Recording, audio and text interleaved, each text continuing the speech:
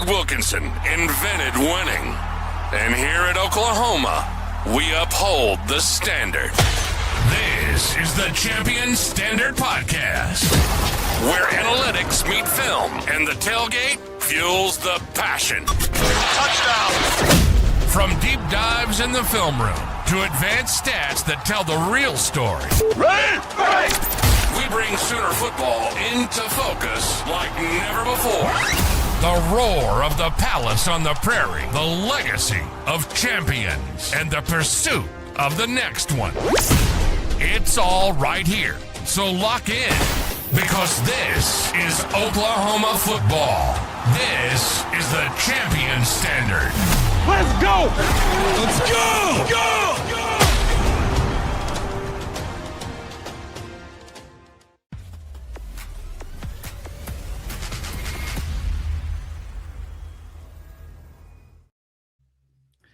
Hey everyone, welcome back to another episode of Champion Standard.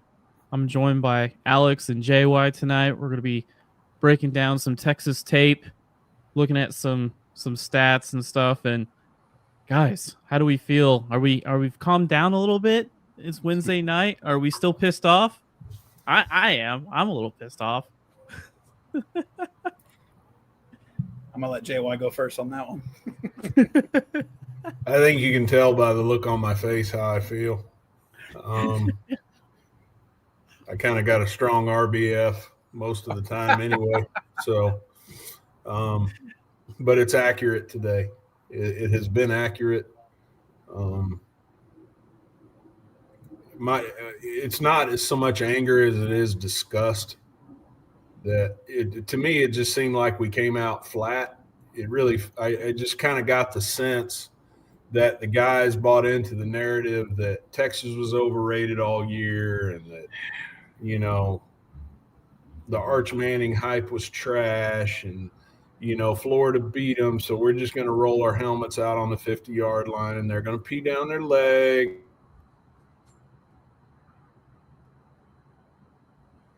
Into the sunset and didn't come to play. Yep. Yeah, it was a rough outing. We're 6 weeks in, and we've all rewatched it, and we see the same issues that we saw the 5 weeks prior. Do you guys feel like it actually regressed? Don't you? Did you come out of that game feeling like we actually, because it seemed like the playbook kind of shrunk down a little bit, and besides the little split bluff plays, quarterback keepers with Mateer, I didn't really see much. Besides that, in the run game, in the passing game, you had Mateer, who looked like a guy hadn't practiced for 3 weeks and had a stiff hand, and it was missing guys. Yeah, first off, I don't understand why they were running so much of him keeping the ball, which obviously some of it's RPO, right? Some of it's quarterback draw, calls, whatever. I don't understand a guy coming off of a hand surgery. Why was he running that often? Right? You finally get to see them put out there Blaylock and X-Man. And that's the two running backs we've been waiting to see all season long finally get the opportunity to get the load of the carries. And they didn't work the run game enough, in my opinion, right? There were some calls watching it back that it looks like Mateer just went with the pass option that he should have given the ball off. So that part I get is not all on Arbuckle, but I did feel like there should have been more downhill running plays called in that game. And it just was not. So that was one thing was you're playing Texas, man. You need to come up and establish the line of scrimmage. You need to fire off the ball, play physical football, and hit these dudes in the mouth. And instead – that is the opposite of what happened. I think out of the entire day, I'd say there was 2 downhill running plays that were actually worth a damn. That equated to maybe 11 to 12 yards, on each play. That was it. Outside of that, there wasn't a whole lot in the run game. Yeah. Yeah. Anyway, so I'm off my soapbox. You're fine. So one of the things I looked at on Sunday was I pulled the first 20 plays of the offense, the first 20 plays in each of the 6 games. And one of the things that I noticed was that I mean, obviously we're a pass first team, which I don't like, but the first 20 plays of the last 6 weeks, 58% of them were pass calls. 58%. And then quarterback or wide receiver run plays were another like 14, 16%. And the running backs have only gotten 32% of the first 20 plays in the last 6 games. And in this game, in the first 20 plays, they got 1, 2, 3 touches in the first 20 plays. That is like, the narrative I see out there is, hey, when Riley came here, Bob told him to run the football. Well, I look back, in that Tennessee game, that first real game of Lincoln Riley, he ran the ball 33 times with his backs. So, I mean, it was like, that was week 2. Yep. And, it's now we're sitting in week 6 and, time is running out. If you want to be that playoff team that you hope for, you're not going to be a playoff team if you can't run the football, and you're not going to be a playoff team if you're not committing to the run game early and often and ride it through the end of the game. But that's been kind of the thing I've just been stuck on, because it's like, I don't know how you expect your offensive line to grow. I don't know how your offensive line, you want to demand, you put some responsibility on them. As you're going through your game plan, be like, we're running the football. Like, we've done our job in the pass game, getting the explosives. We're getting the light boxes, right? You guys see the light boxes that the defenses are just gifting us. It's time to take advantage of it. Yep. Yeah, I'm looking at the box score right now. X-Rob had 3 carries, and Blaylock had 11. Yeah, that's it. That equals how much Mateer ran the ball total. Mateer had 14 carries, right? It's just in my opinion, it was way too finesse of a game plan. Way too finesse. You have a quarterback that's playing with a hurt throwing hand.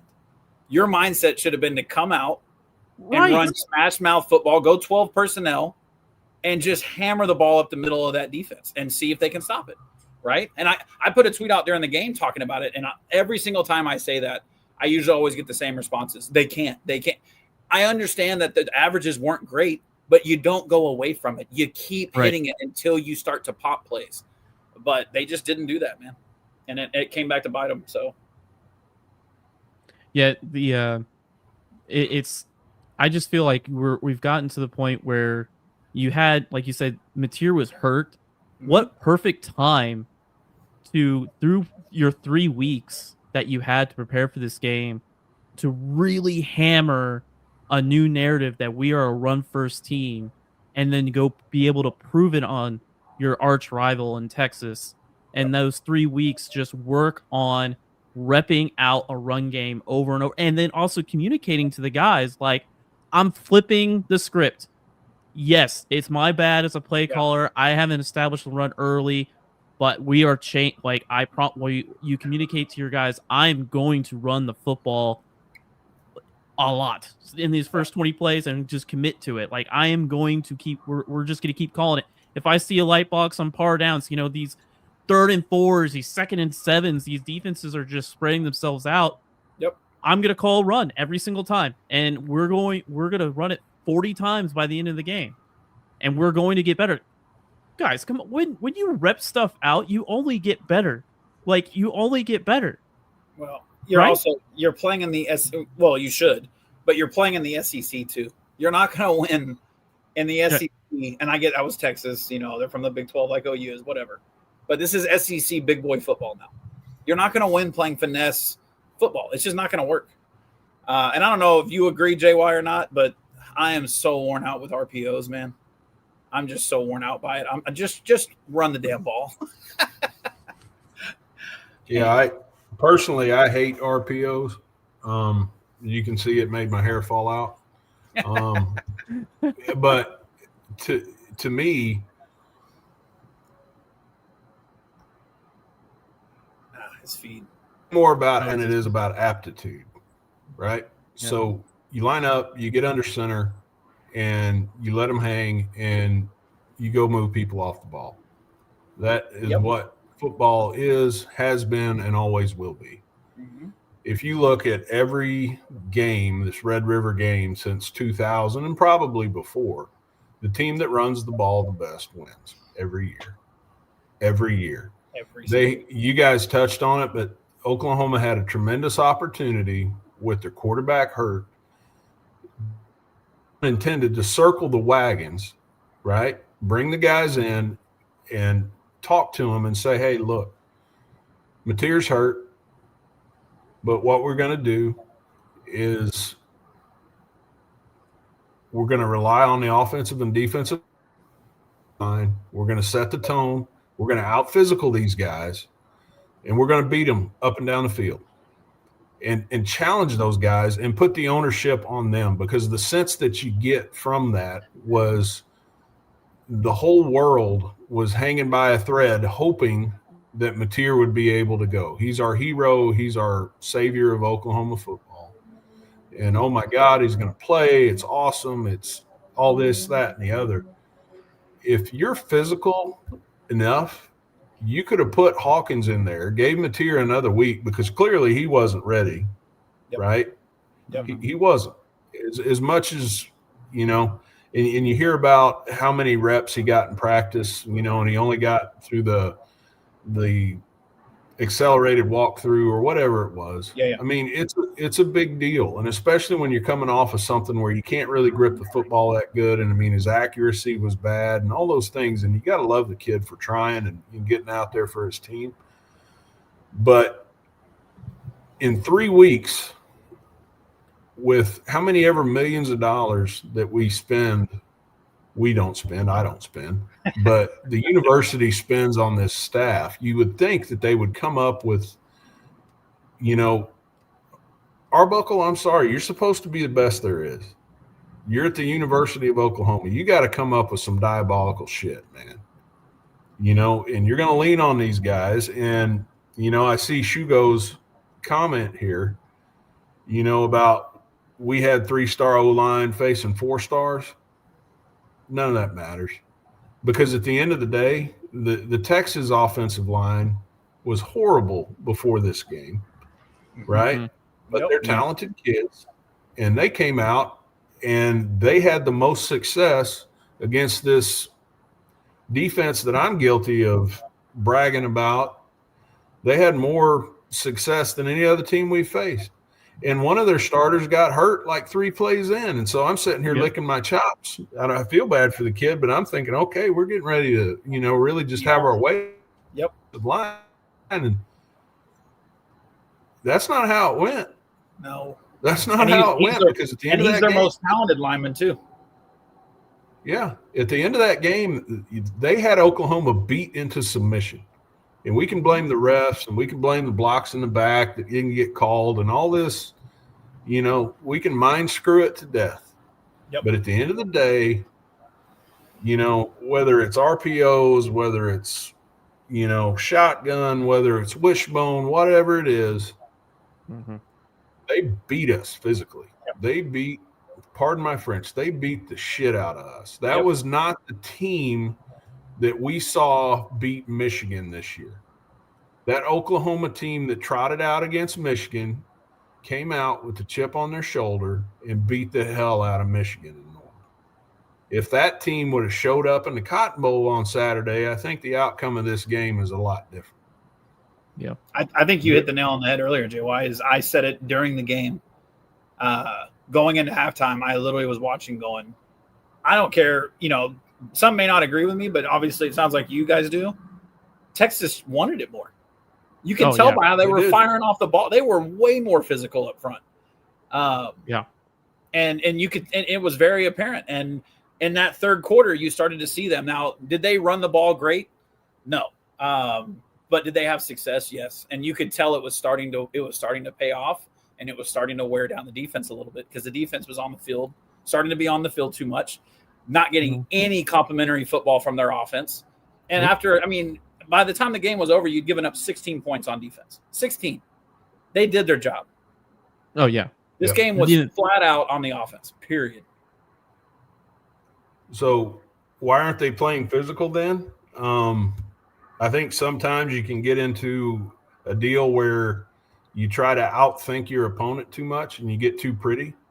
And analysis when at the end of the day, you're guilty of this. Coaches are guilty. It doesn't matter what level you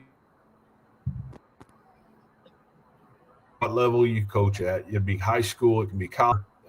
You can think that you come up with this great elaborate plan, but if your guys can't execute it, if they can't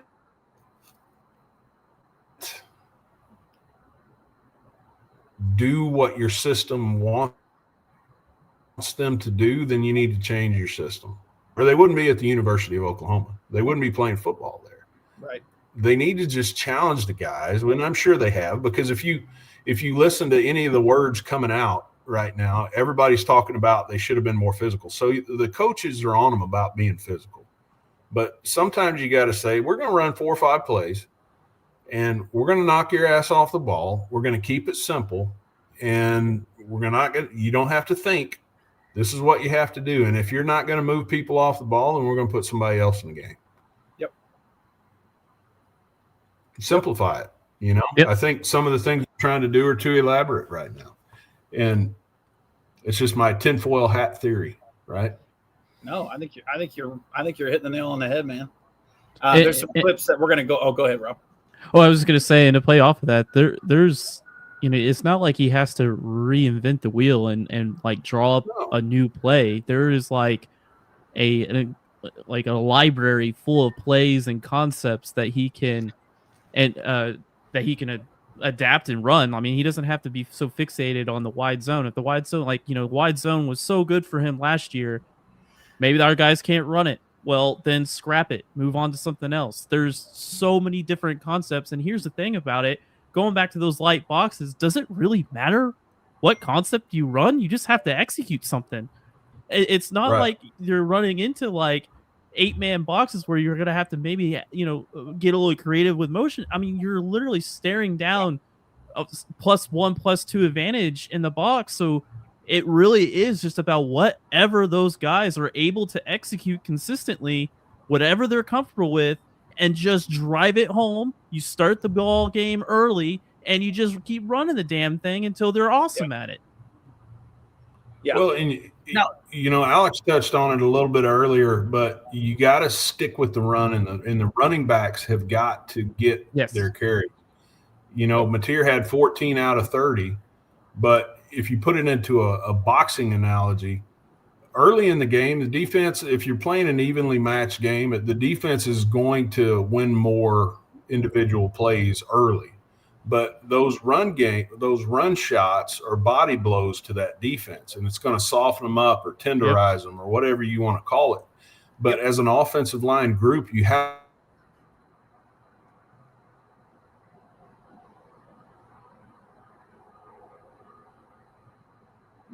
Do we lose JY? Nah, I think it's just internet. Yeah, I was starting to wonder if it was mine. You can hear it when you block down on them and you get them to the point where they go, and it's you can feel it, and you're like, I know I got his ass now, But you have to give your offensive lineman an opportunity to break their will. If you try to outthink him, and if you try to outpretty them, then those defensive linemen are just back there licking their chops because you never get to swing at them. Nope. Yep. I mean, you saw it from Texas. Their left guard. That there was so much talk about him on Twitter before that game started. It was his first start, Brooks, for Texas. Yeah. By the third and fourth quarter, that dude was the whistle was being blown, and that dude was getting up talking shit. You see, there's a clip where he gets in Heineke's face and headbutts him, lets him know, like, hey, we're coming at you the rest of this game. There were plays where they're driving the D-line off the ball. They get it first. He gets up. He's pointing I mean, you're allowing a true freshman to get out there and run his mouth and set the tone. And by the end of the game, the defense was worn out, and they'd done all they could do. But literally, Texas's O-line outplayed OU's. Period. That's just all there is to it. And Arch Manning outplayed Mateer. Period. Yep. So all that was just a recipe of disaster. Yep. I'm gonna pull up the Yeah. dashboard real quick, and we can take a look at that for maybe 5 or 10 minutes, and then we can go into some film.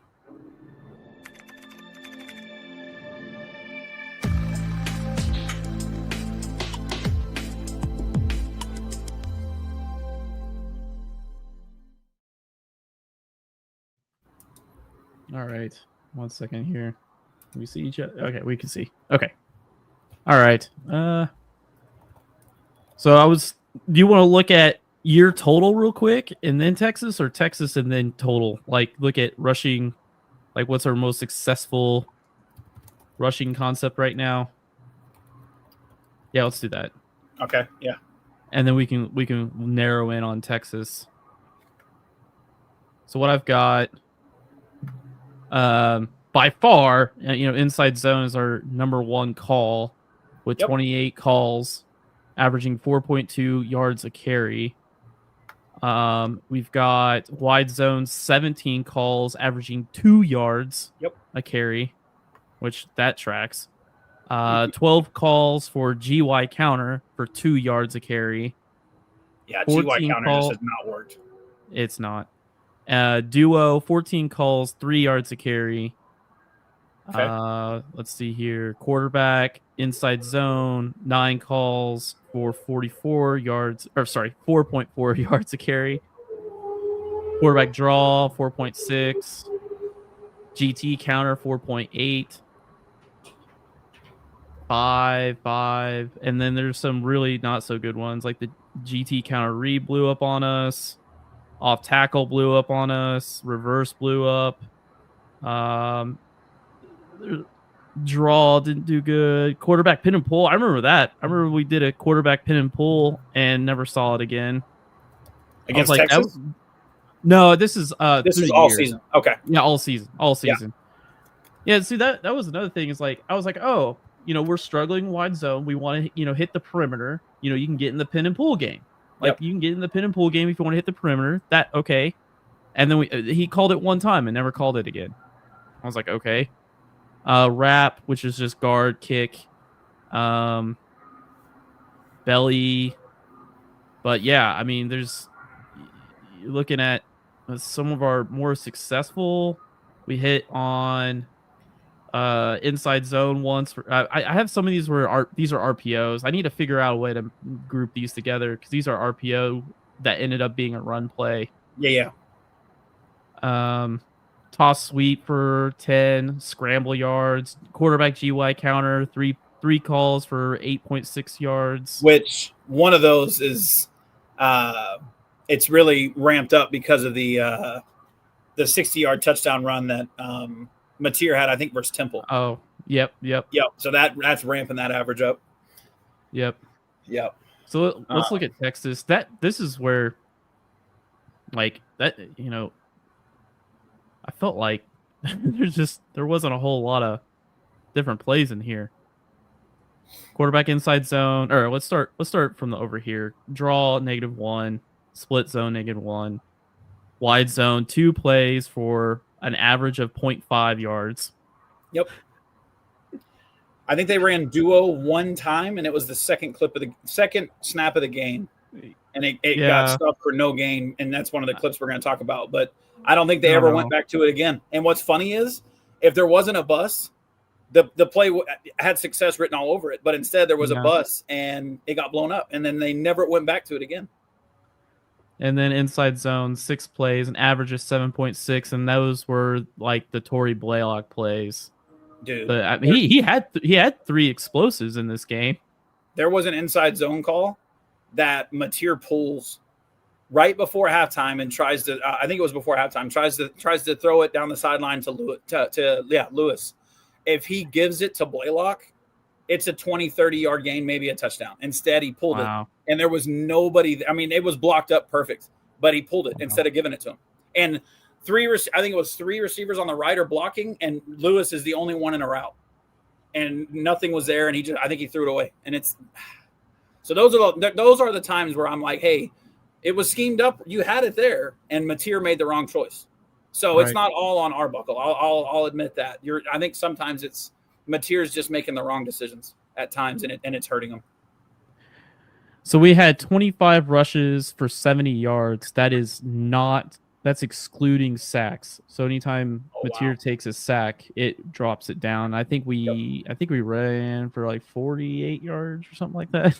Yeah. But that's an Now- average of 2.8 yards a carry. Do want to call out, and I tweeted this, the 37-yard run by Wisner for Texas. Yeah. RMT has him in the hole, and it's stuffed for no gain, and he falls off the tackle. If you take that 37-yard run away, he finishes with like 22 carries for 57 yards, I think. So like a 2.7 yard average, and your defense has more than done enough against the run, right? Instead, you have one missed tackle, and he breaks it for almost 40. You know what? So You know what that, what that play was, right? What was it? I feel like it was wide zone. I Was feel it? like I feel like You may be Sark- right. I know.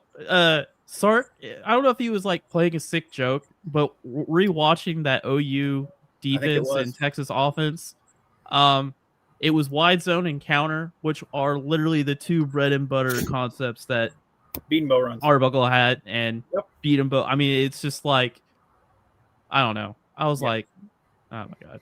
Anyway, so here's our run. This is our yards gained.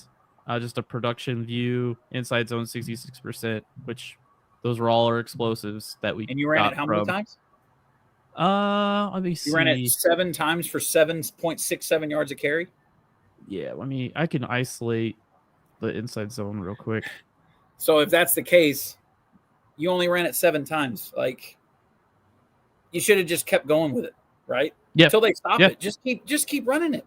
that's right. Yeah, that's right. Here it is. 7.6 yards a carry. On 6 carries. Yep. Yep. I mean, to me, structurally, there's something wrong with the running back rotation that we have, right? Because you look at even, let's say OU stops Wisner on that run and he only gets 57 yards. Yeah. The thing that stands out to me is that they committed to giving that kid 22 cracks at it. 22 carries. Exactly. They said, we're going to beat these guys physically. They carried the ball 39 times, right? If I'm reading the box score the right way here. Yep. 39, Yep. 39 carries. I'm sorry, 35 carries. They threw it 27 times. Yep. And they only averaged 3.9. They didn't beat the world, right? But going back to when Riley was our head coach or our offensive coordinator, whether anybody wants me to talk about him or not, and I get that. I understand all that dynamic. But there was an interesting stat for a lot of years that Oklahoma won every game that they had more rushing attempts than pass attempts. Every single one of them. You can go back and look at every single one of those games, right? Mhm. If you look at Saturday, 39 passes, 30 runs, right? But Rob already pointed out 25 of those were actually rushing attempts because 5 of them were sacks. So you look at it from that standpoint, the discrepancy is even wider. You're talking 44 passes with the guy with a broken ass hand, right? Yep. And 25 rushing attempts. Meanwhile, guys, and I might get long-winded, so I apologize in advance, but No, you're fine. Go for it, man. Xavier Robinson, who won you the damn game against Alabama last year, when nobody, no freaking body gave you a chance, and he outclassed those guys that night in Norman. The kid had a hell of an offseason. He weighs 240 pounds. You got Javonte Barnes, who's a hammer, right? Yeah. You've got Blaylock, who's a hammer. You could have given 15 carries to each one of those kids because if you don't trust Ott, don't put him in the game. But you got 3 kids that you could rotate and just run the ever-living shit out of them, but we choose not to. Because at the same time, 3 of the guys that started that game against Alabama started the game Saturday against Texas on the offensive line. 3 of them. Ozida, and you had Howland, right? But Howland was in that game, and you had Oh, and Weaver, right? But again, it's about attitude more than it is about aptitude. We make a conscious decision, and I'm guilty of it every damn year. I drink the Kool-Aid, and I hate myself for it. And I hate that I'm so emotionally tied to the success of 18, 22-year-old kids in Norman frickin' Oklahoma, because they're the only damn show in town, right? Yep. They don't play Oklahoma State anymore. They've fallen off a cliff. Gundy's got fired. Oklahoma doesn't have a professional team. So meanwhile, we're 5-0 and we just won the frickin' Super Bowl. So we start drinking the Kool-Aid and we start believing how good we are. That rat poison Nick Saban talking about, right? And then we go out, we believe all that shit, and we get our ass whooped. The coaches believed it, right? And they just they drug us into the alley. They took us behind the woodshed, whatever you want to do, and they just beat the hell out of us. You know? Can you fix me up a graph for that, Rob? I'm not smart. Like for the stick guy just beating the hell out of somebody. Actually, you know what? For another graph, real quick, before we start to break down the plays, can you pull up the Alabama game last year? Are you able to do that or no? Not tonight. I'll yeah, if you can't, no worries. Okay. But yeah, I can. Yeah, that's JY. You literally are. I was literally sitting there watching that game going, look at how you beat Bama last year in Norman. You just ran the ball right at them the whole night, and X-Rob wore their defense down. And then what happened ever since then? He played against LSU, right? And then you come into this season, and now he's an afterthought. Nah, we got to use these other. And what, dude? Hold on. Look at what that dude just did to the Bama defense last year. Yep. And then he gets 3 carries, and one of his biggest plays of the day is the 4th and 1 carry that he got. He gets the first down because he's that physical of a back, and he has good vision and patience, right? So that part I'm not understanding either, JY. We're not using, why OU's not using X-Rob more. I do not understand it. By all accounts, he's a great kid with a great attitude and a great work ethic, and he is Eddie Lacy type. He's a baby Derrick Henry. You think those pretty boy T-Sips are going to want to tackle that kid after he's carried the ball 22 times? No. They don't want any part of that. It's all about a physical mindset versus a finesse mindset. And yes, unfortunately, OU's offense this year is just not a physical-minded group right now. They're going to have to change it because you're about to go into the toughest part of your schedule, man. And if you don't get more physical and start to run downhill, man, it could be a really long second half of the season. There's going to be, if they don't fix this physicality thing, like you're saying, Alex, there's going to be some people get run out of town. I hate to put it that way, but that's the way it could go. It's getting to a point now where if guys aren't getting it done up front, if you need to start putting in some of these younger guys, because I'll be honest with you, watching some of the film late in games, sure, he's had some busts mentally and all of that on stunts and things, but EPL's gotten in the game late, and you've seen some physicality from that guy, man, burying guys, and moving guys off the ball, but he's not playing. So it's getting to a point where you may have to get him on the field. Well, you hit the nail on the head. If you're going to – don't complicate things and call plays. If you know this kid's a difference maker and he can steamroll people, make the call so simple that, hey, we're going to line up and we're going to beat the shit out of you physically. We're not going to – don't worry about picking up the twist, EPL. We're going to run duo, which against the light box, duo is great because you're running double teams all across the front, right? Yep. Right? It's like the old inside veer. Right? Dude, my old teammate, Friendly Dog, Jason Friend, in the comments, my old running back here, he was a killer right now. We used to beat the ever-living shit out of guys. We could run the ball on anybody, and they knew we were going to do it. We never got a 5-man box. Are you kidding me? We got 8, 9, 10-man box because we couldn't throw the ball 6 yards downfield, and everybody knew it. They couldn't stop us. Yeah. They couldn't stop us. And God damn it, you play for the University of Oklahoma. Oklahoma. Walk through the Switzer Center once in a damn while and look at the greatness that you're a party to. And have some freaking pride, be a man, and run over some people. Yep. And call some plays like you're not a poverty freaking mid-major offensive coordinator. Yeah. Yep. You're going to find out a lot about this team Saturday. I hope so. Because if I we hope lose so. them damn Thunder Chickens from freaking South Carolina or whatever the hell they are, I ain't. It ain't gonna be pretty, boys. No. I'm gonna apologize for drunk text right now because it ain't gonna be pretty. I'm just putting it out there. You ready to get to some film, Rob? Yeah. I'll So just wrapping up the data real quick. Inside zone, number one concept, scramble, quarterback draw, and QB inside zone are all wrapped in the top like 7 concepts. So it's literally inside zone and a bunch of quarterback play, zone read, and all that. Too much. All right, let's yeah. Too much quarterback.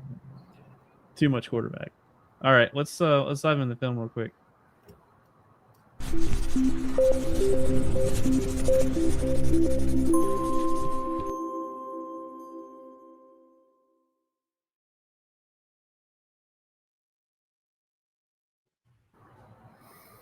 All right, here, hit pause real quick. Is this the clip 2? Oh, you're on clip 1. Okay. We're going to clip 2, right?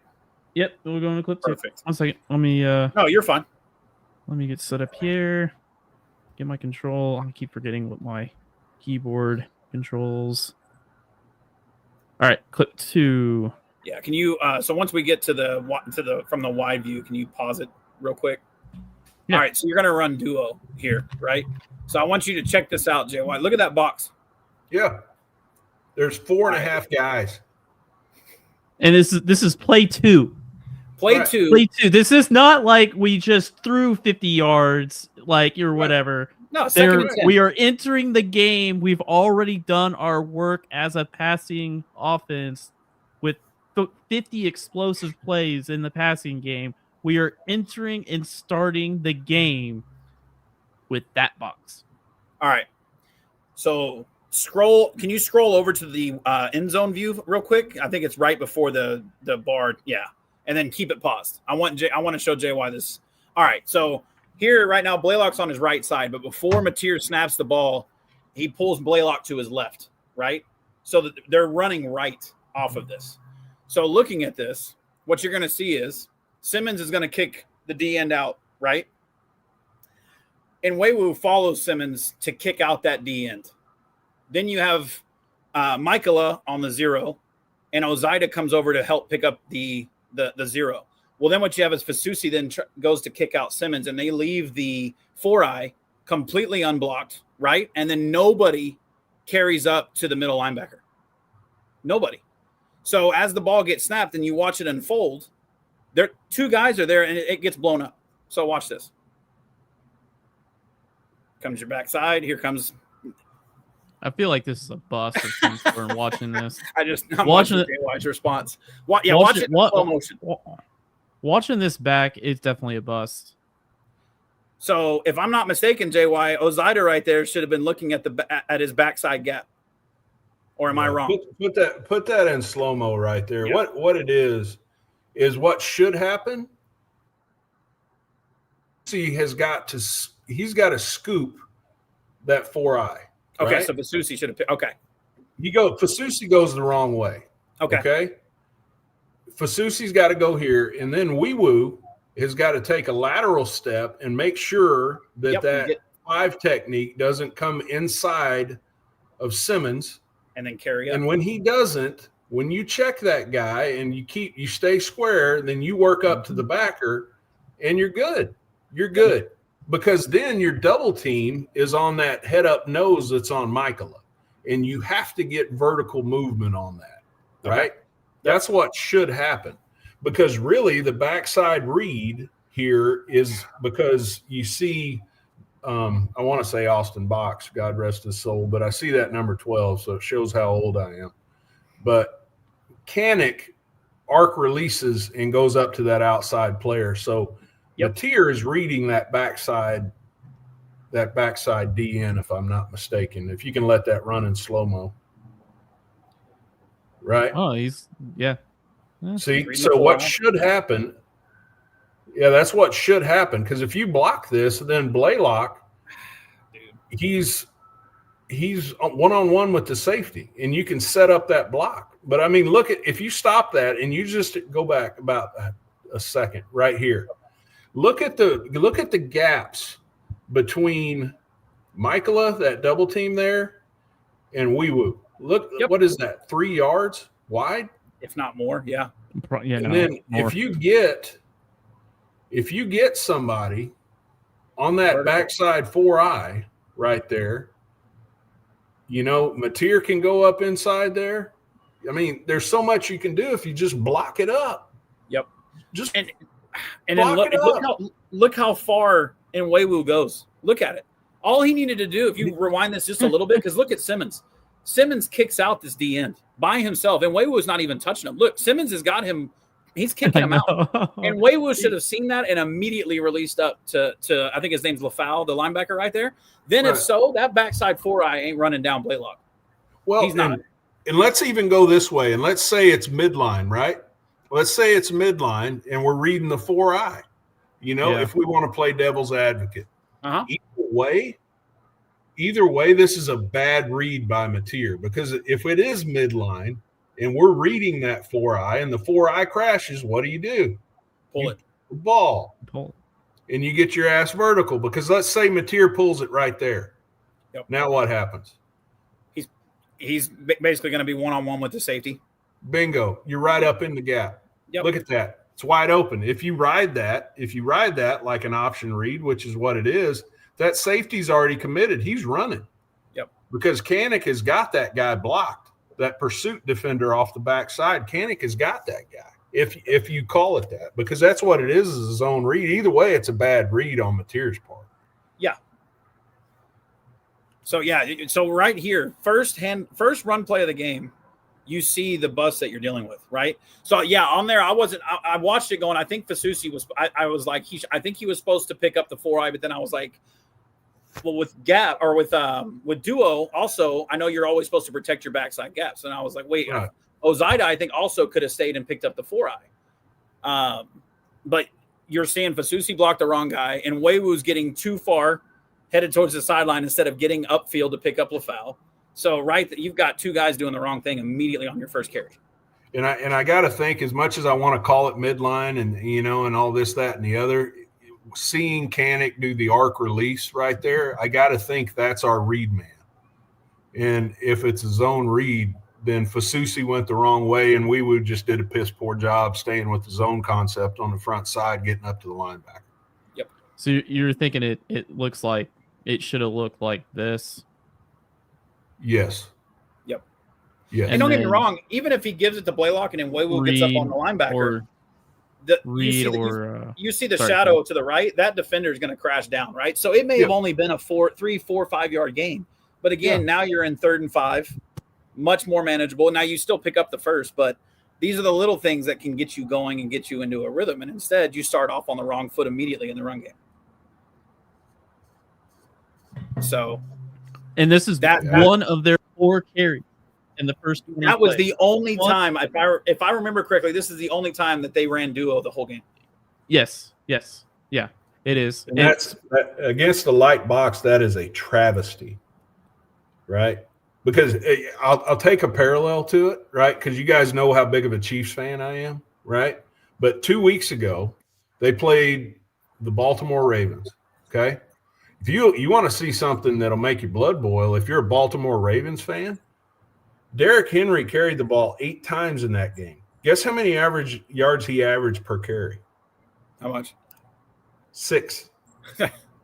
They gave him the ball 8 times. Somebody should be thrown in jail for giving him the ball 8 times in a game.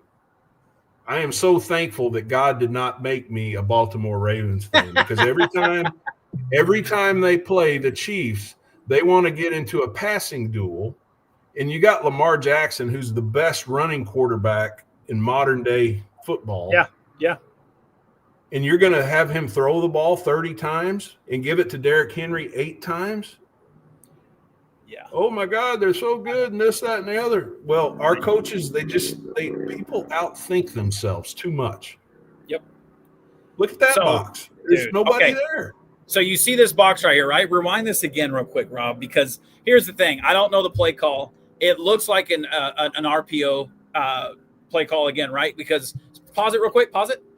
Yeah, sorry. No, you're fine. Yeah, so pause it right there.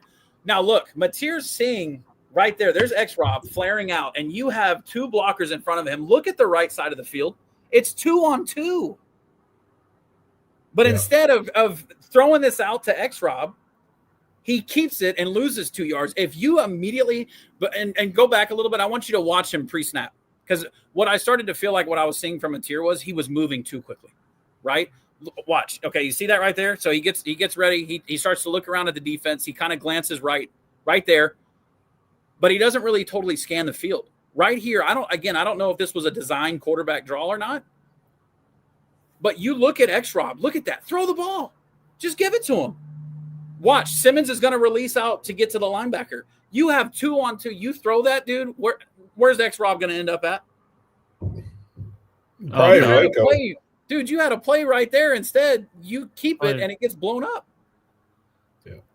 Yeah. That safety is not bringing X-Rob down one-on-one. No. And that guy, he's so far inside, he's not going to get there. Look at that, dude. And if he follows the block, he gets outside of helm. He's got a lead blocker and a receiver right there on the corner. It's X-Rob one-on-one in a foot race against the backside safety, or the deep safety, sorry. See, this is the stuff as I was starting to watch it that I was like, dude, there was a play right there that you throw it, you're in business. Instead, he keeps it, goes the wrong way. Watch, run right up the middle. Nope, runs right into his center.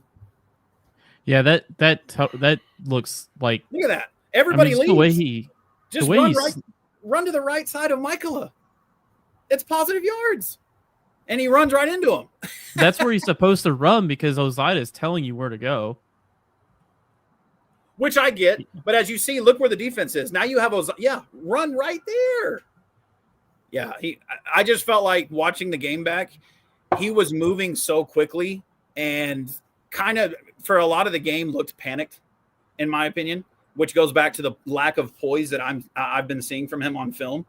That he just really is going to have to start to show that he can slow down, play more patient, and just calm down back there. But he kind of panics, man.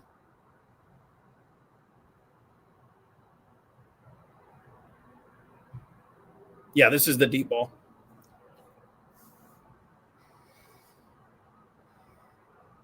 There's a lot here on this play too. There's so many different things that happens here. So on this play right here, pause it real quick.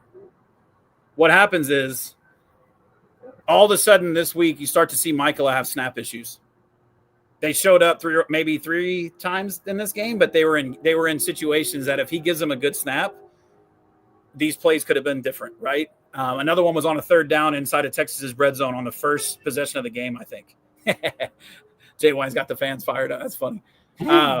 Right here, he gets a bad snap to his left, but when you see he's starting to look right, well, what he sees is Anthony Hill's pre-snap body language shows he's coming off the edge, right? So if you go back to the wide view, Anthony Hill's showing I'm coming, dude. Right. Watch Burks slot right here in the slot. Watch Burks immediately bends this slant right here. Watch, he's looking at him, throw me the ball. He couldn't immediately because of the snap, but then he looks left first. He's not looking at the hot. Yep. Okay. Well, then watch. He steps up in the pocket. Here comes the delayed blitz up the middle. Here comes the foul. And instead of keeping his eyes on Burks, who breaks free right now, and if he throws it at Burks, look what he has. That might be 6, bro. Yep. Instead, he just says screw it and just chucks it in the end zone. But even when he throws it in the end zone, watch his feet. Watch how he throws this, man. You're good. You're good. Watch his right foot. Look where his right foot ends up. He just said, yep, screw this. He ends up facing the other sideline. He just completely panicked and just heaved it into the end zone, and he didn't have to. You see what I'm saying? So he was playing.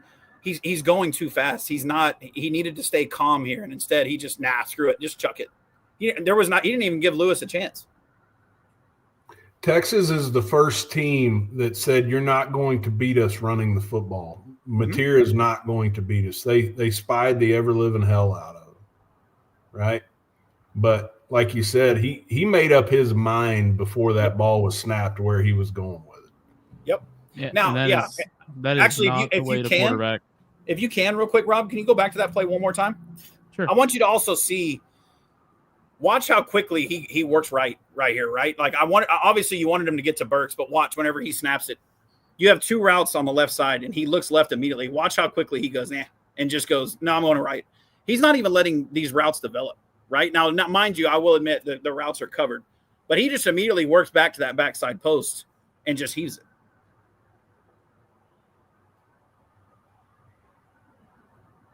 You had Burks breaking over across the middle, man. You could have hit him, and you're looking at a possible – at least a first down, if not an even bigger, because that safety's leaving, and then you have Kanak right there. Dude, you're talking about another play that could have been a huge play. Yep. Again, it's the decisions. Yeah, the decision making and the accuracy was just bad all through the whole game. I mean, we're in the first quarter right here. I understand. Obviously, the game's happening, so the pressure's closing in on you. You're trying to get the ball out of your hands, I understand. But right there, just step up and hit Burks across the middle. Or give Lewis at what point? Go ahead. At what point, if you are Venables or Arbuckle, do you say, maybe we rush this guy back a little bit, because you can't tell me that Hawkins would have done worse. Exactly. And I agree with you. I don't know that you win, but I think Hawkins still gives you a chance, right? So this is just another play where he's got two wide open receivers on the slot in the left and the slot in the right. Just stay calm. Watch, he panics. Watch how he throws it. Jump passing. Why? I've noticed that he does like to favor the boundary side. When he does his reads and everything, when he chooses what side to read first, whether if he's thinking middle of the field open or middle of the field closed, he always picks the boundary side. And in this case, if he sees that safety on his left, flip his hips towards the boundary and start drifting over there, he's already looked off that safety. He's got Satania that's on the other side. Dude. Yeah. Go back to the wide. Actually, to that point, Rob, go back to the wide view, and then you can show that what you're talking about even more. Yeah. So he should be reading this safety here. Single and high. It's cover 3. Just deep coverage here, right? 3 deep, 4 under. For you guys out there in the chat, cover 3 means 3 deep safeties. Yeah. And, we've got the perfect call for it. We're running verts, and we've got 2 seam routes going right down the hash. Now, this is still open. Like, you can hit Kanak. You can hit him here. He's done 100%. It before in the year. Yeah. But, he does his little jump pass and gets all excited, like you mentioned. But, taking it the next level is knowing that you can use your eyes to look these safeties off. And now you got 6 points. Yep. You don't have a 25-yarder that you should. You see Satania? Look at on that top hash. Look at that. Yep. That's 6 points. You have either option. You can complete either ball, right? So to your point, Rob, you're 100% right. The moment that safety opens those hips to this side of the field, he should immediately work back left. But also in that moment, Blaylock picks up the blitz. Just slide left. Yeah. Just slide a little left. And make your decision. Instead, go a little bit further. Yep. Go a little bit further right here. Stop. Oh, sorry. Lost control. What Alex is saying, 100%. Like, if you show it when those 2 guys are running down the hash for you, you can see what Alex is talking about in the pocket. If he just moves, pause it when they hit about the 50-yard line, our 2 guys that are running those goes. Stop right there. Okay, look over to where Fasusi's got his man. If you move Mateer up off Fasusi's right leg, right?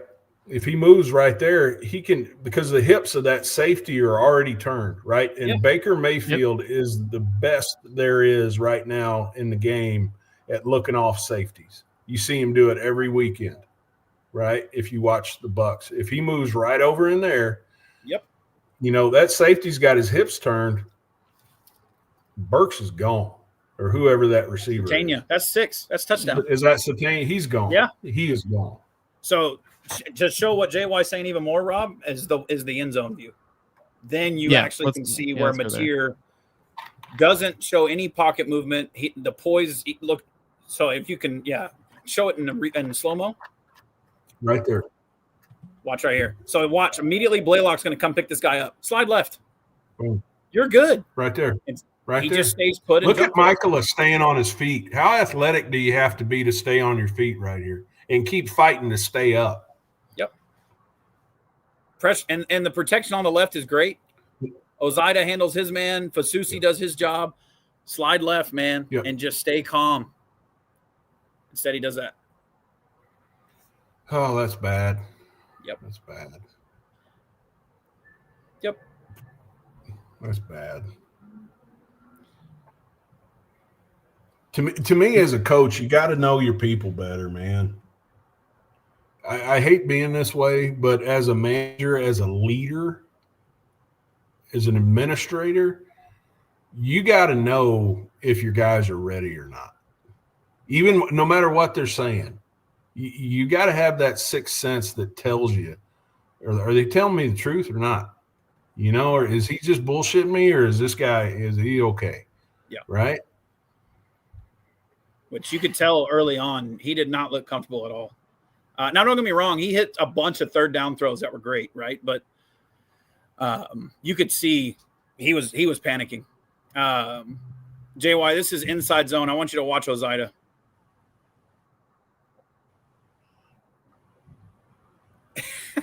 Oh my God. Yeah, and LaFau almost blows it up. Now Blaylock turns it into an 11, 12-yard run, but if Ozida carries up to 18, it's probably an even bigger run. But so what Ozida's got to do here, what Alex like that arc you have there, Rob. Good job. You beat me to it. Stay square. It's just like outside zone, right? You block it the same way. Check that guy, right? And work your way up to 18. But what he's doing a hokey pokey or something. You know, he's doing something. You can tell right here how he releases and sticks that feeler hand out. He wasn't sure who to pick up. No, he wasn't. Because if he stays square right there, he's going to give his left shoulder to help Fasusi cut that guy off. And he's going to knock him back out there. Because if that guy's coming,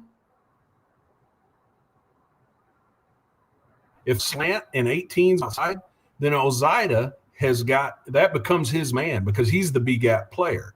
And then Fasusi will work up to 18. That's how that'll work, right? Gotcha. Yep. But you stay square because if they did have that on, you totally screwed the pooch right there, and you made this guy look like a Lombardi Trophy candidate out here on the edge because you took the wrong steps, right?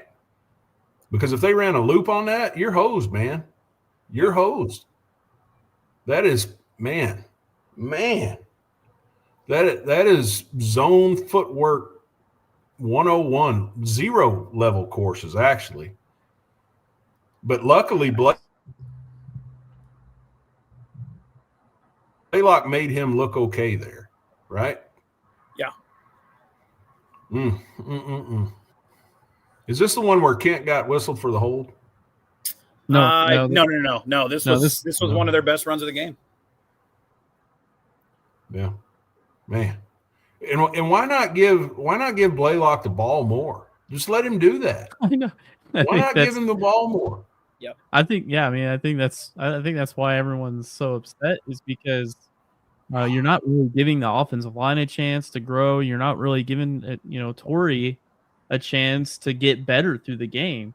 Like running backs generally get better. Like there's running backs that as they're gaining touches, they're just getting in the zone and they got the feel, and they just rip off stuff. They start seeing things better, and they start just getting in the zone. Ugh. I call this beef lead. Who is that split out at the bottom of the screen? Jaden Jackson. That's Jaden. And David Stone. Now, I don't know if anybody said this during the live. Watch Jaden Jackson here. Stone whiffs. Jackson blocks 2. 1, 2. Yeah, he did. And then the guy that got 3 carries all game is the reason why you also get the first, because of how physical he is. Watch him run through the tackles. Yeah, this is I love this. This ends up becoming your pistol diamond. I mean, this is like almost now kind of old That's school. some Trent Williams motion stuff right there. Yeah. Watch Jackson here. Boom, boom. And then X-Rob's just too damn physical. Right. So let him do that. Just like you said, why can't you line up and do that? Right? Run some power. Dude, line up Power and be a freaking man. You know what I'm saying? Power and belly. I mean, Watch this. Watch him run right through LaFau. Watch him. LaFau works over.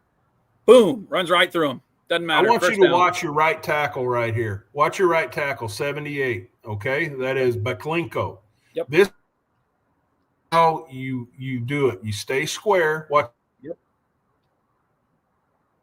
You give it, go in slow motion. Watch his right shoulder. He stays square, and then he works up to number 11. There. See that? Perfect. That's how you do it. That's how you do it. That's how it should have looked for Ozida on the last play. Now, here's a question for you, Alex. Here's a question for you. If Ozida, who is the more limited of the two when it comes to him and EPL, right? He's the more physically limited. What are you gaining if he's giving you that okie dokie shit in there with the footwork? So we've now seen 2 weeks in a row, Ozida's having mental busts in the running game. We saw it a few weeks ago. He busted again and had and it happened to him then. I think I think one of the biggest reasons, well, even saying this out loud, is I want to say I think that Biedenbo's staying with Ozida because right now Ozida may be the more reliable pass blocker, right? Yes. And unfortunately, what we're finding out though is that the run game is getting hurt because of mental busts. But if you're going to have mental busts with EPL or Ozida, go with the guy that's more physical. And I was calling for Ozida last year because of how physical he looked, but this year he just looks like he's struggling mentally. And you look at this right here. What was this? Was this 4th and 1? Yes. 4th and 1. Sorry. Yeah, that's so how many people are there in the state of Texas and Oklahoma combined? About how many people? 15 million? Sure. Yeah. All of them knew that they were going to run the damn ball. Yeah. And you still were able to out physical Texas and pick up yardage. You could do this to them the whole game. Thank you. The whole game, you could just beat the ever-living hell out of him and protect your quarterback and let his hand heal up. Yep. Hell, he could be over there holding the damn clipboard next to a freaking Arbuckle, right? Yep. And let him heal up some more. Yep. Yeah, I mean, at the end of the day, this is just power, right? I mean, this is just a pulling guard and a pulling guard. I mean, like, it's not physical downhill football. Yes, dude. I mean, that's all it is. You could be you can create a diamond formation just like that or whatever, and just run belly and then run power. That's it. That could be the secret sauce. You don't have to make it complicated at all. Right. At all. Right. Simplify it for your offensive line because there is a reason you recruited these guys. At some point, they showed you they could do it. Right? Yep. Let them do it. Agreed. Let them do it. This was one of the other best inside zone runs that OU had on the day. Right here. And you watch Blaylock here. Well, obviously the O-line, you got to watch the O-line first, but you'll see Blaylock squeeze through a small hole. Watch this. I noticed this play where it looks like they widened their splits here. Well, one is, the other one's not. Yeah, I know. But I noticed I was like, I wonder if they did that by design. Wow.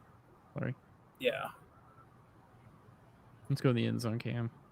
See, now watch Ozida here. Here he's a little more physical here on this rep, which is good. Gets a little bit of displacement, gets the guy moving upfield or downfield a little bit. Watch. Boom. See, look. See, he's got him moving back a little bit, not a ton. And then Michaela carries up to the middle linebacker. It's blocked up pretty nicely. And then look what happens. Blaylock squeezes through and picks up 11 yards. Yeah, that's getting skinny. But hey, man. let's give it to the I guy like with the that. broke hand. No, this I'm rewatching this again. I mean, I'm becoming more and more impressed with Torrey, man. Dude, he's mean, he's good, man. He's good. He's really good. He's got great vision. Now, right there, I'm telling you right now, and I hate to be this to sound like this because I do think Ozida has the potential to turn into a really good lineman. All around as far as run game and in the passing game. He's much better as a pass blocker right now than he is as a run blocker. EPL could do this right here. Yeah. So it's at a point now where if you're going to keep having bust by Ozida, you're going to have to make a change. Sometimes, a player needs to fear for his job a little bit. And if that means to give EPL, 10, 15 or more snaps and yank him for a drive after he screws up, maybe that'll wake his ass up.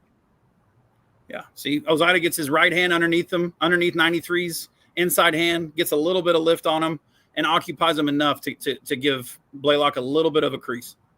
See? Little bit. See? And then by the time he realizes it's too late. Fasusi's out there on Simmons doing his job. Nice run. Yeah. And they gave Blaylock 3 carries on inside zone. And the other one was on like 2nd and 30, and he picks up 10. So whatever. But yeah, they just didn't do enough, man. Yeah. What were our rushing statistics without the sacks? Do you have that figure? Yeah, it was about 70 yards, I think. Yeah. We lost like 12 or 13 something yards through the sacks. Gotcha. This is wide zone. Oh God. So before we hate on this play, Rob, I want to call something out. I hate being this guy because everybody talks about refs and OU Texas, whatever. But on this play, watch Caden Helms and watch the edge he's blocking. And I want you to watch Caden Helms' helmet. Right? But watch Caden Helms. He gets put in a position. That's not bad stuff. He gets put in a position where physically he can do nothing because the edge puts his hand in his face mask and shoves his helmet back and keeps his hand there the whole time to blow Helms backward with no call. Watch Helms. Here it comes. Watch his face. Keep going. Oh, wow. Keep going. I thought Watch this. He's literally in his face. His helmet's turning to the left because of it. It's illegal hands to the face. And he blows him back into the backfield with that. And that's what blows the play up. Are you sure that's on his face and it's not on his sternum? No, it's in his face. Look at that. Look at his face. Look at his helmet. His helmet's like this. So that's one play that I'm like, you know what? They got away with one. But that's what blew the wide zone up there. Watch this. Right there. He just keeps it there. You want the offensive line coach version of that, Alex? Knock his hand off? Well, what are you going to say? First off, Helms, yes, he did. It was completely a missed call by the ref. 100%, I give you that. But Helms, this is a run block, right? Yep. He can't position block at the point of attack. And what I mean by position block, he's got to come off the damn ball and knock that guy back. Yeah. Instead his feet stop. Yep. His feet stop and he puts his head up. His head should be in that guy's chest. His face should be in that guy's chest. Agreed. And because that guy doesn't move. Where do they start and where do they finish, right? I would be shocked if that guy actually moved a yard, if any. I don't think he does. From the start of the play to the finish, right? Yeah, that's setting the edge, right? Oh, 100%. 100%. Yeah. But Gabe touched on this. Our tight end room got abused in their pod, right? You look at Kent. If Kent holds his ground on the back edge and doesn't get squeezed right here, at least X-Rob has got the ability to cut this thing back. Yep. Right? What is Kent doing? Yeah. Right? So. Yeah, so if you look at that 37-yarder by Texas, the in their wide zone, it hit in the C gap. Yep. Well, what you're seeing in JY, what JY is hitting on is right here. Kent has to feel that Simmons has his man going down the line. Okay, well, he should have peeled off earlier. Yep. Yep, he's 100% right. And even if you don't break this right here, X-Rob is going to carry that guy 2 or 3 yards. Yep. But my chances right here with X-Rob on that safety that's coming in on the screen, it's got his hips turned. If Kent gives him a lane to cut back into and he's got a full head of steam, I like X-Rob's chances against that guy a lot better than that safety's chances against X-Rob. Right. Because he has no power with his hips turned whatsoever. None. No. But that is, to me, once you feel that, like Alex said, because he's got his left hand out, right? And he's looking for somebody. Your job is to cut off the backside. Now be strong and hold the point because you know we're going to cut this thing back. That's why you're there. But what's kind of, I mean, he sees the defense. It's not like this defender's coming from depth. I mean, he's right here. So like as he feels Simmons, take his guy, that should snap. I mean, I would get it if this guy was like coming from like 5-8 yards from away. But I mean, he's literally lined up in front of him. That guy's not up on anybody. No. But he just squeezes it and kills the cutback lane, right? And by the time he figures out that, oh, shit, I got to block this guy. Yeah, you got to block this guy. Yep. I mean, he's almost about to step over Simmons. I mean, if we're being honest, Rob, he should – so rewind it all the way back to the beginning again. Right? Okay, so now go in slow motion. Oh, sorry, I got a lot of you're fine. On. You're fine.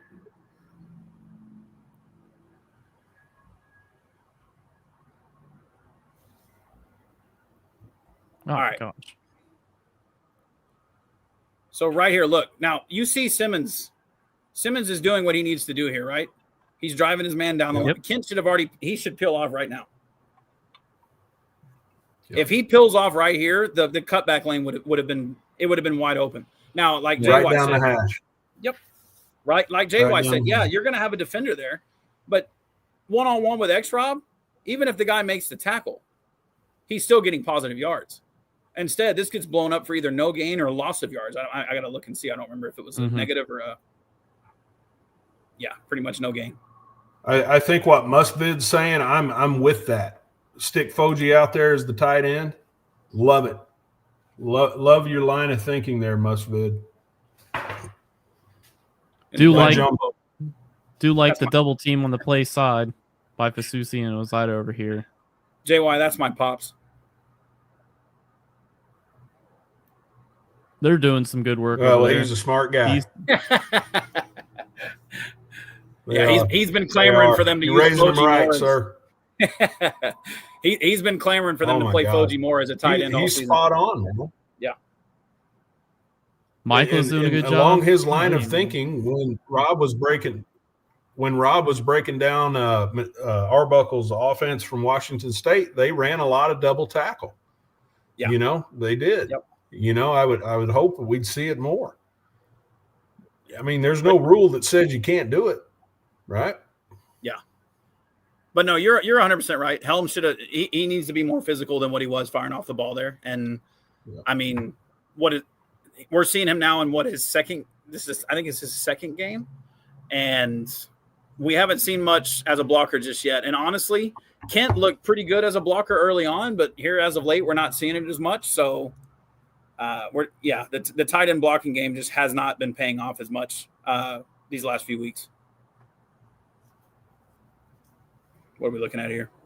This is their defense. Oh man, RMT has him, and he has him too. This is that 37-yard run. Yep. Everyone does their job.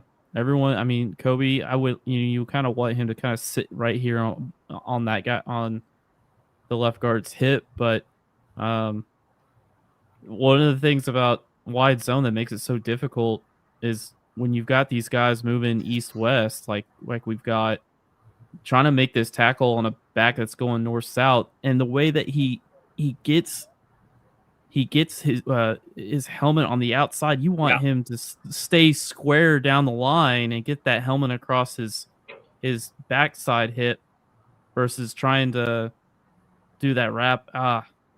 But this is the reason why I love this play, because as you're stretching, trying to get everybody running, and you're playing it against the defense's rules. I mean, this play hits all the way back on this backside. Yep. And backside also, C gap. Watch Jaden Hardy. Watch number 1, the safety up top. Watch what he does. Yeah, it's kind of hard to fault a guy coming from the table like this and seeing all this garbage that's in front of him. Hardy loses complete. Look at that. He just runs directly at the ball instead of staying in his lane. He just goes, all right, yep. No, he's breaking up field. And then watch where he cuts. Right behind 84, and now he's off to the races. Now, mind you, even if Hardy stays inside that cutback lane, 84 may have still picked him up, but it just may not have been as long of a run because the pursuit may have been able to get to him a little bit better. But instead, he crashes downhill too hard, and the cutback's there. I mean, you look. I mean, like everyone's doing their job. Everyone's staying out in their gaps. So you got Kendall Daniels in the D. You got him taking the outside, taking the quarterback pitch in case, right? And then you've got everyone. You had Dominic use a lag technique to take the backside A gap. I mean, everyone does their job, and RMT does his job. It's just one missed tackle, and then a safety coming on from the table from depth that gets lost in the sauce, and then you're off for the races. Yep. Run that back one more time. Sure. So I'm going to play devil's advocate on this deal a little bit. I want you to watch Gentry Williams right here, number 9. Mm-hmm. And I'm not a defender, but explain to me what he's doing. He's the quarterback guy. No, I get that. But once he figures out, okay, quarterback doesn't have the ball, now what's he doing? He needs to work his ass across this line. He needs to fly. And then he bumps into Kendall Daniels. He bumps into him, and then and then he's like, the play's not dead.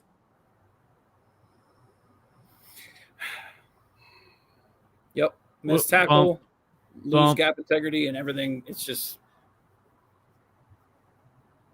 got to be more disciplined than that. Well, I swear when they popped this play, they came out in the second half and they ran wide zone. I mean, literally, they come out of the half and they run it 1, 2, 3, 4 times in 6 plays. Yep. Anyway, that's one of my favorite plays is wide zone. Watching this during game day, dude, it can be great because of the options that are there. Yeah. Is there any other plays you guys want to take a look at? I wish I would have sent you the play of the inside zone that Mateer keeps. I think it's right before halftime. But if he gives it to Blaylock, man, it's another one that could have possibly been 6. Right before halftime? Yeah. I want to say it was right before half. He throws it down the sideline to Keontez Lewis. It's an incomplete pass. It may be that one right there. Maybe. It ends up being it's a pass that he throws it. Hold on. I think I lost my. Oh, it's loading. Oh, yeah. Watching it back, if he gives it, man. I mean, I'm talking. It is just a massive chunk play. But he throws it instead. It's incomplete, and I can't remember if they got points on that drive. I don't think they did on the drive I'm talking about. So, and we haven't even touched on the fact of the debacle before halftime and how that unfolded and really hurt them. That was mind-boggling. Just kick the damn ball. might be this one. Let's see. If it's right before halftime, No, it's not that one. It's an keep going. No. They're on the Texas side of the field whenever this happens. Okay. It may have been a little before half. It may have been a couple drives before halftime. Because right now so what's crazy is you're looking at these plays and you see how much time's left. Okay, yeah. Keep going a little bit. I think that's the one he gives. Yeah, he gets that one. So it's another drive later. Okay. Sorry. No, after that drive, not before. Oh, after. My bad. Yeah, sorry. I should have sent you this clip. I wasn't thinking. That's the Not one that he hits. one. So before that. Before this? Yep. And it was a pass? Yep. We're on their side of the field.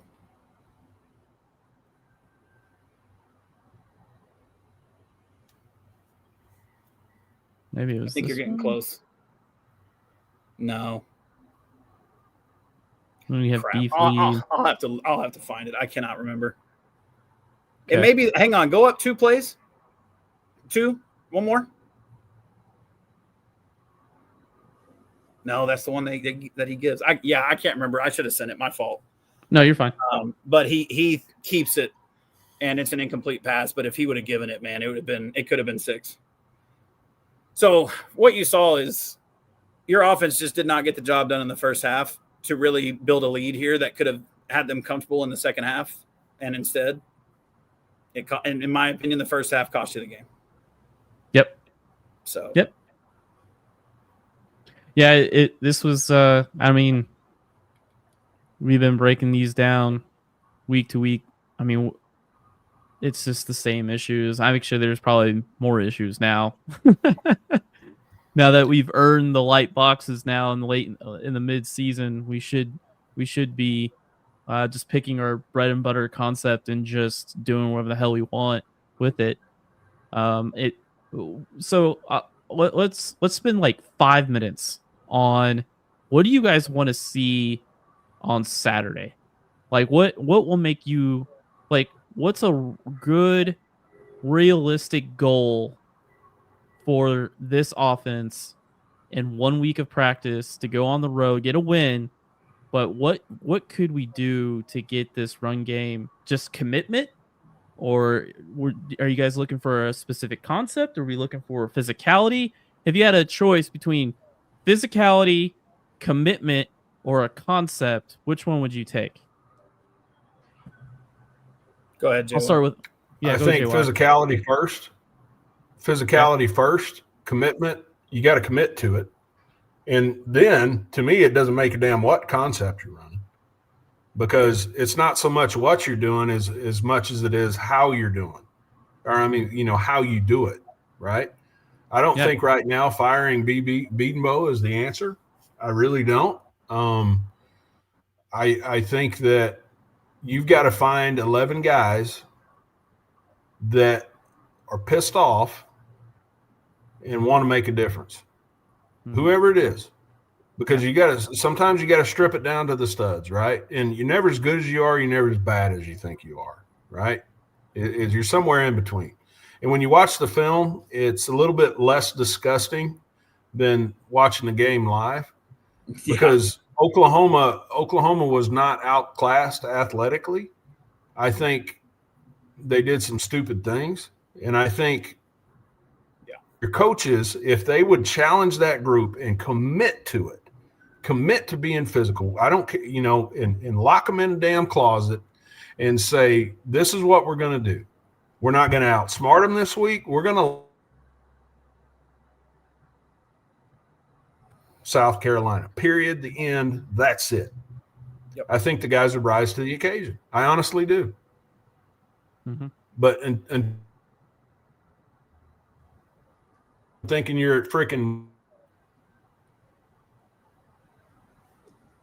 Yep. Yeah. I think physicality's got to be number one, man. It's got to be number one. But I want to see them come out and show that they can establish some type of downhill run game. You have to have it.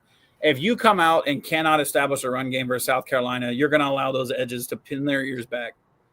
and come after Mateer left and right. And that's you don't want to get to that place. No. Fasusi's good. He's talented. We all understand that the talent he brings to the table, but he's still a true freshman, right? It sounds like you're going to get Simmons back, which is good. You're going to have to develop. You're going to have to have some type of a run game Saturday, or it could be another really long day offensively, man. It really could. Yep. And I really hope that you're going to see Arbuckle work this offense off the run game first, and just get away from that finesse mindset. But until we see it, who knows? That's kind of where I'm at right now, because your defense is going to keep you in every game.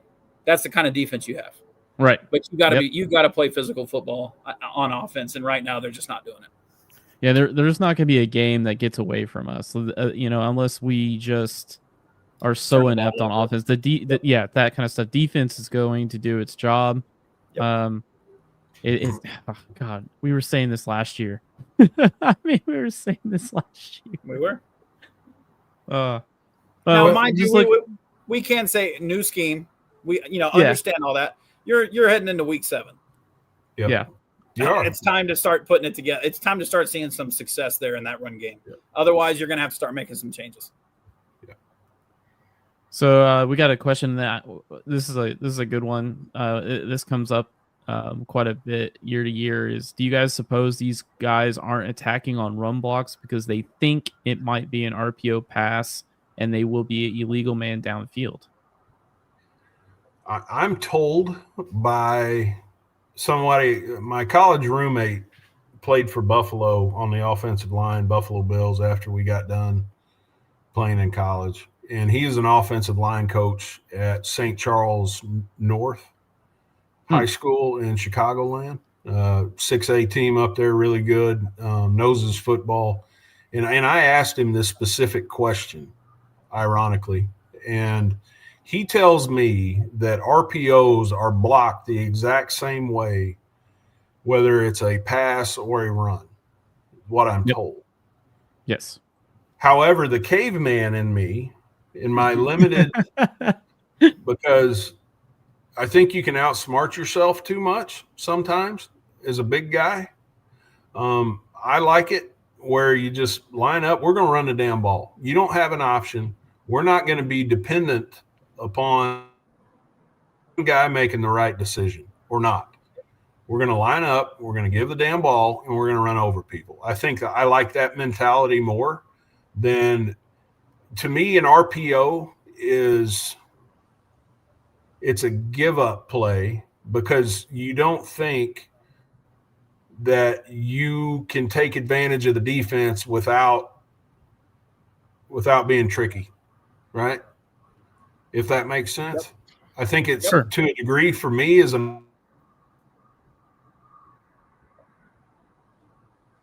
poverty mindset. I don't like it. I don't like it at all. So, I don't mind RPOs. It for me, like, my opinion, but though you have to establish a run game when it just doesn't. RPOs don't work if you're not putting the defender in conflict, and if you can't just simply run the ball, you're not putting the defender in conflict. It's a wasted play. And sometimes when play callers, they're looking at their sheet and they will break down their sheet on what they want to call, and they always put like whatever tendency percentages of straight run, straight pass, and RPO, and in different situations. And sometimes when they're going through calls, they're like, it's my time to do an RPO. But I feel like you need to scrap that if your run game is garbage. Like, we shouldn't be running RPOs. Those should be like auxiliary plays you can add in and do stuff after you run the ball. You got to run the ball. It doesn't make any sense to try. And that's what we did last year. That's what Littrell did. We couldn't run the football, then we run an RPO, and that defender would just stand there. The defender wouldn't commit to anything. He wouldn't commit to pass and run, and he would stand there in the window, and the Jackson Arrow would sit there and hold that ball to try to be like, okay, are you going to do something? And it's just, it's a wasted play. It's stupid. And I don't mind him after you have to be a run, like we've talked about, the physicality, run first mentality, commit to the run game, get the backs the ball, let them work, and then you get into the third and fourth quarter, you're trying to push the ball downfield, you run an RPO, in the second half 4 or 5 times, and you put, whatever. But living off of it is stupid. Anyway, that's just my opinion. No, 100%. And how many throws downfield did OU have Saturday that were successful? Not downfield, past 20 yards. How many were successful? Not very many. I guess 0. I think they had one to Burks on a crosser. Yeah. That was about it. If you're talking about the stick route that went for the stick route, because there was one route that if he makes a safety miss, he scores. Instead, he got tackled. It was on one of the first or second drive of the game. He gets says, but it's like, dude, if you just make him miss, you may have had 6. Instead, he gets tackled, whatever. But how many times did they go downfield in that game where they had guys streaking down the field open? The verts to Kanak and Satania, give you that one. Oh, it was picked. Yeah. So that game, there was no downfield passing attack, none. Yeah. And you know why? You couldn't run the damn ball. Yeah. Period. Well, and to Alex's point, line up in 12 personnel, right? And the thing that you do when you do go big sets is it forces big players on the field from the defensive standpoint. And instead of 5 athletes on the back end of the defense, you got 2 or 3, right? So for a guy like Satania who can win one-on-one coverage, a guy like Burks who can win one-on-one coverage, a guy like Giovanni Gibson who can win one-on-one coverage. Now you're looking at a single high safety because everybody is down in the box. And if you got 2 guys split out wide and then you got a weapon at tight end who can run the seam like a mofo, not really a linebacker who can run with Kanak, right? You free up traffic. You free up traffic on the back end of that defense, and your play action game is awesome. Yep. It's dude, just overcomplicate it too much. Run the damn ball. Run the damn ball. Running game. Run the damn ball. Run play action off of it. Run the damn ball. Run the damn ball. Run the damn ball. Okay, you want to know another thing I want to see? I want to see Blaylock have at least 15 to 20 carries. I want to see X-Man right there with it. I want to see them run the ball over 30 times this game, not with Mateer having more than 10 carries. I'm not sitting here saying Mateer hasn't had success running the football. But right now he's still dealing with an injured hand, right?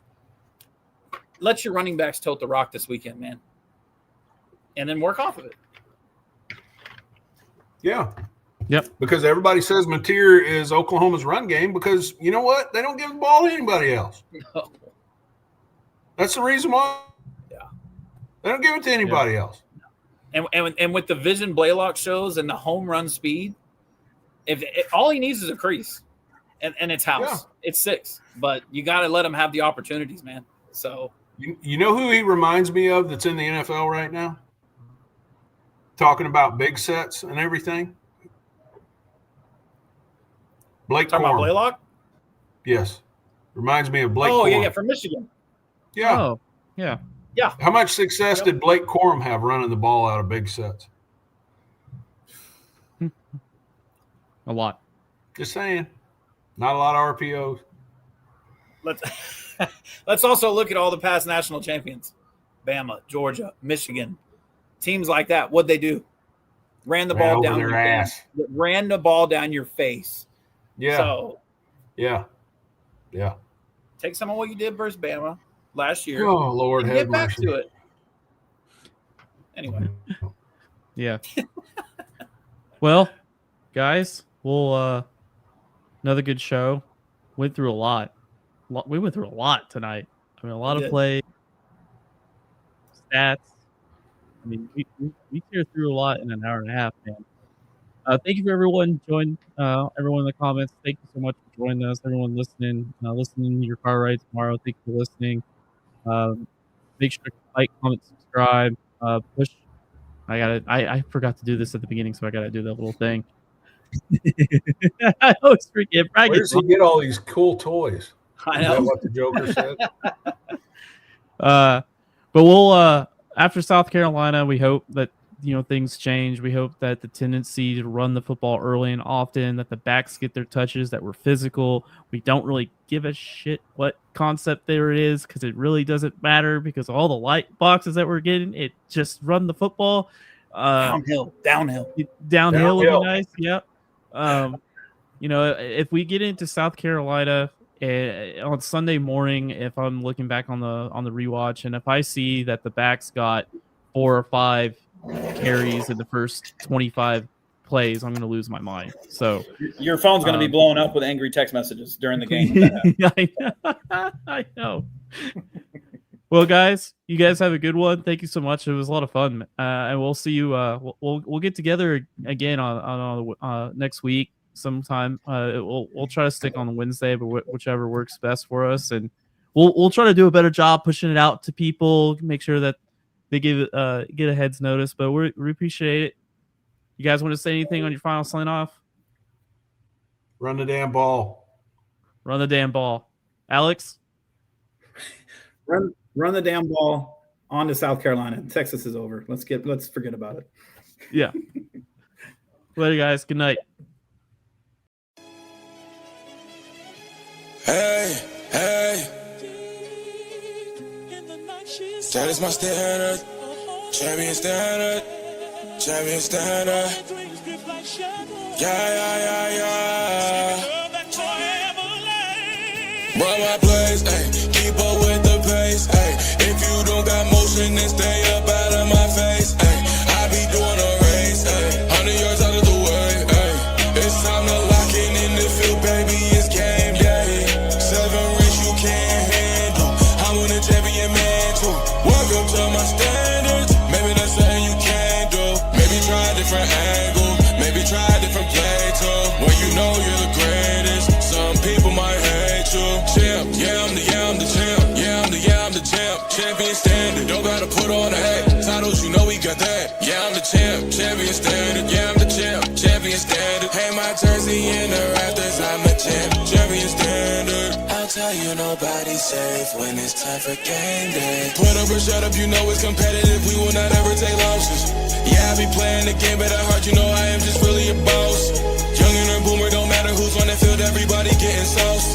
Get down with the team, cause we really one-on-one, yeah. Hey, I'm the man, yeah. Watch how we make fans, while we also make this cash, hey. When it comes to plays, there isn't one we haven't ran, yeah. Competition's getting body, that's no cabin. Champ, I'm the champ. I'm the champ. Champion standard, don't gotta put on a hat. Titles, you know we got that. Yeah, I'm the champ. Champion standard, yeah, I'm the champ. Champion standard. Hang my jersey in the rafters, I'm a champ. Champion standard. Champ, I'm the champ. I'm the champ. Champion standard, don't gotta put on a hat. Titles, you know we got that. Yeah, I'm the champ. Champion standard, yeah, I'm the champ. Champion standard. Hang my jersey in the rafters, I'm a champ. Champion standard. I told you nobody's safe when it's time for game day. I told you nobody's safe when it's time for game day. Champion standard, and we don't play. Champion standard, and we don't play.